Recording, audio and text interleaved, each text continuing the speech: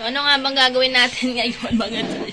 Ang gagawin natin ngayon, mga te, ay mag-study vlog! Yun nga, mag-study vlog tayo ngayon kasi malapit na yung thesis ko. Yung thesis defense. I mean, what? Outline defense, title defense, ganun. Oh. Okay. Itong pagbablog ko ay aking coping mechanism. Ligo tayo, ano tara?